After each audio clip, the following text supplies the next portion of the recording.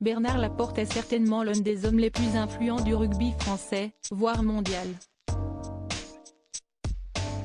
À 58 ans, il a tout connu en tant que joueur dans un premier temps, puis entraîneur, avant de devenir sélectionneur du 15 de France.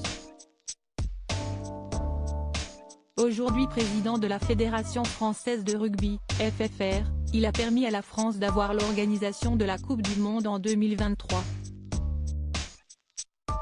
Un parcours incroyable pour celui qui a également été secrétaire d'État chargé des sports auprès de la ministre de la Santé, de la Jeunesse et des Sports sous la présidence de Nicolas Sarkozy. Malgré cette belle et longue carrière, il n'a pas oublié sa vie sentimentale pour autant. Après un premier mariage avec une certaine Nadine qui dure jusqu'en 2010, il retrouve l'amour aux côtés de Manon, une avocate fiscaliste qu'il épouse à l'été 2011. La belle brune va ensuite se tourner vers la politique, devenant en 2015, conseillère régionale d'Île-de-France sous l'étiquette des Républicains.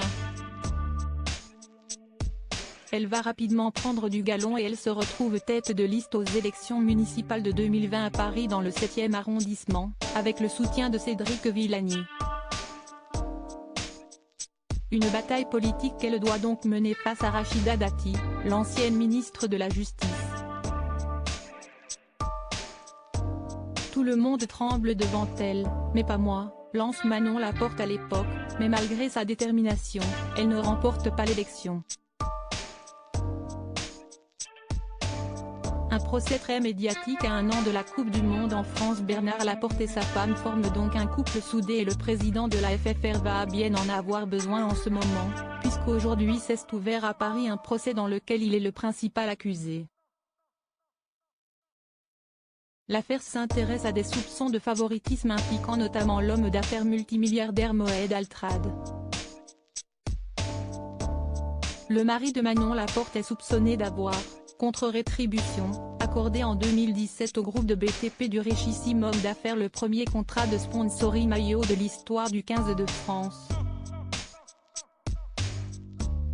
L'ancien rugbyman devra répondre de corruption passive et prise illégale d'intérêt. Bernard Laporte reste présumé innocent des faits qui lui sont reprochés jusqu'au jugement définitif.